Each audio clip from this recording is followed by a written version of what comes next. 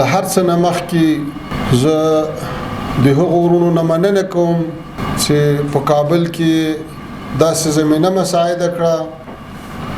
لومړی د امام ابو حنیفه رحمه الله په نامه یو بهترین نندارتون نندارې ته وړاندې کو او بیا یې دغه میلمانه راوغوښتل او بیا یې دا پروګرامونه جوړ کړل. موږ له ټولو نه مننه کوو. له ګاونډیو هیوادونو سره سوداګري او د افغانستان له لارې د سیمې نښلول د افغانستان د اسلامي امارت د بهرني سیاست لومړۍ کرښه ده او دا په لومړۍ کرښه کې ځای لري. د سوداګرۍ او ترانزیت د حجم زیاتول، د سیمه‌ییزو لویو اقتصادي پروژو پلي کول، د پانګونې راجلبول، د بنسټیزو اقتصادي اسانتیاو رامنځته کول او د عصري زیربناو جوړول د دې پالیسي له مهمو شاخصونو څخه دي. علمي او عملی ارزونې ښیي چې افغانستان د ګاونډیو هیوادونو په ځانګړې توګه له منځنۍ اسیا څخه جنوبي اسیا ته د سوداګریزو توکو د لیږد لپاره تر ټولو لنډه او کم مصرفه ترانزیتي لار ده او موږ هڅه کوو چې په داخلي سطحه او د خپلو بهرنیو شریکانو په همکارۍ د پروګرامونو د پلي کولو له لارې دا مسیر د سیمه‌ییزې سوداګرۍ او ترانزیت لپاره د یو ښه رقابت لپاره سیال وګرځو. د سوداګرو عملی تجربې ښیي چې د افغانستان له لارې د مالونو د لیږد لګښت او وخت د نورو لارو په پرتله له نیمایي څخه زیات کمیږي.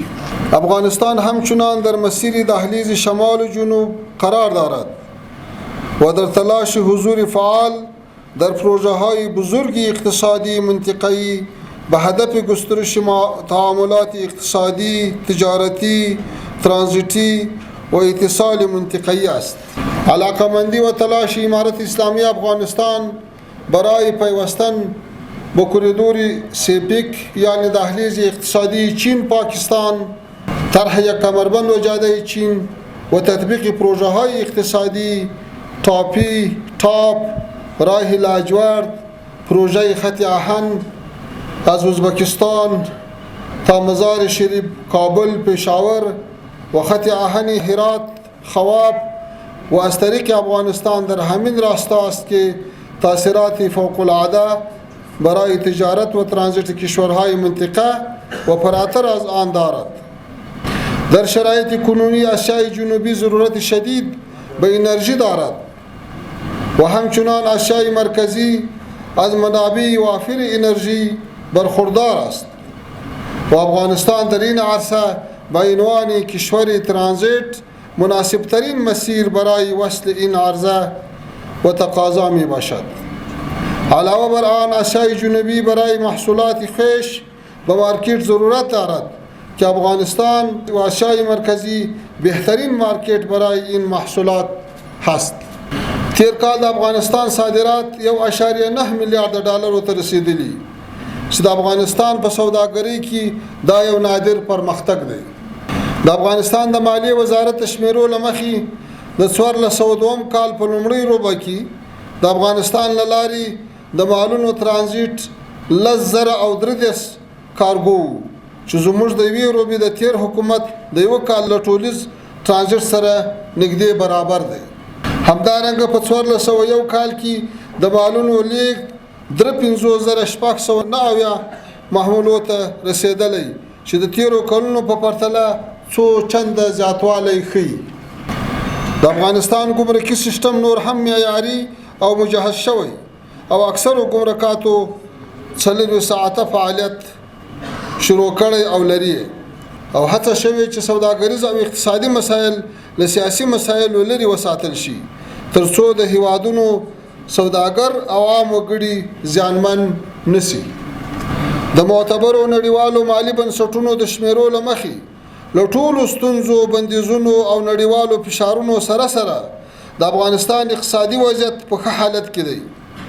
د افغانیو ثبات، د توکو د بیو کنټرول، د بهرنۍ پانګونې جذب او د صادراتو زیاتوالی د دغو پرمختګونو له مهمو ټکو څخه دي. ګرانو میلمنو، په افغانستان کې د پانګونې لپاره مناسب چاپیریال برابر شوی، هر اړخیز امنیت تامین شوی، اداري او د پالیسي اسانتیاوې رامنځته شوي، اداري فساد له منځه وړل شوی او بیروکراسي کچه راټیټه شوې ده، او موږ د افغانستان په بیلابیلو برخو کې د پانګونې لپاره هر اړخیزي او بې توپیره همکارۍ ته چمتو یو. افغانستان د نساجي محصولاتو په ځانګړې توګه د پنبې او تار او کرنیزو محصولاتو لکه تازه او وچې میوې د تولید په برخه کې ښه او بې بدیله ظرفیت لري. موږ د زراعت برخه کې کافي بدلون راوستی. موږ د تریاکو کښت زراعت پر یو مشروع غذایی او تقویتي بدل کړی دی. د تریاکو بوټي مو په زعفرانو، هنجي، غنمو، جوارو، پنبې او نورو ګټمنو بوټو بدل کړي. موږ کافي اوبه، مځکه، مناسب اقلیم او بشري ځواک لرو، خو په دې برخه کې پانګونې او د سړو خونو او سړو کانتینرانو سهولت ایجادولو ته اړتیا ده، څو په ښه شکل پروسس شي او نورو هیوادونو بازارونو ته په ځانګړې توګه سویلي اسیا او عربي هیوادونو ته د هوا او ځمکې له لارې په وخت سره صادر شي. د انرژي د تولید په برخه کې په ټولو داخلي او نړیوالو پانګوالو باندې د پانګونې غږ کوو.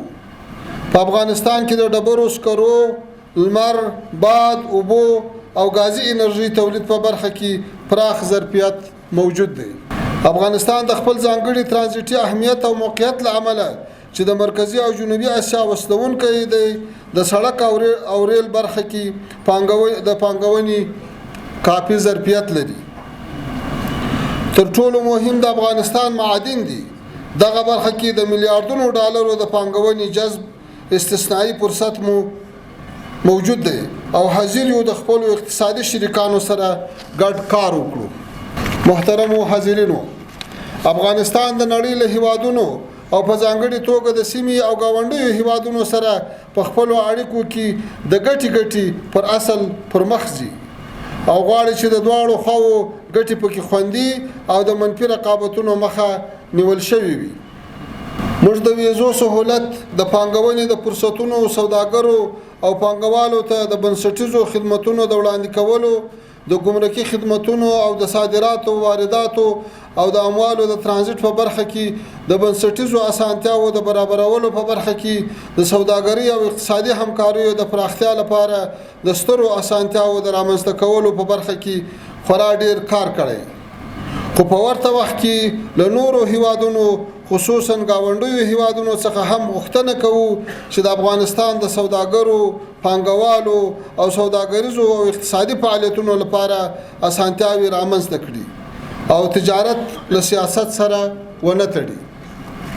ورونو، د افغانستان اسلامي امارت ټولو تجارانو ته اطمینان ورکوي چې د تاسې आवाज به چې چیرته هم د نړۍ په کوم هیواد کې مکار بند وي او د موږ لاس رسۍ ولرو، هغه ته به رسیدګي کوو ان شاء الله. د نورو هیوادو پانګوالو ته هم بلنه ورکوو چې تاسو ته بدلته اسانتیاوې برابرېږي. موږ کوشش کوو چې اقتصاد له سیاست سره ونه تړو، بشري مرستې له سیاست سره ونه تړو او په هر برخه کې جلا جلا پرمختګ ولرو. اوسنی امن چې په افغانستان کې راغلی دا یو بهترین فرصت ده. مو خوشاله یو چې نړیوال بالاخره په دې اعتراف کوي چې په افغانستان کې وضعیت له پخوا نه په څو چند او په مراتبو ښه شوی. د مخدره موادو کښت 0 ته راټیټ شوی.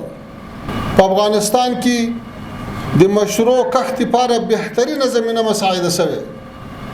د افغانستان سرحدات خوندي شوي او د افغانستان اړیکې اوس له ډېرو هیوادو سره غځېدلې دي.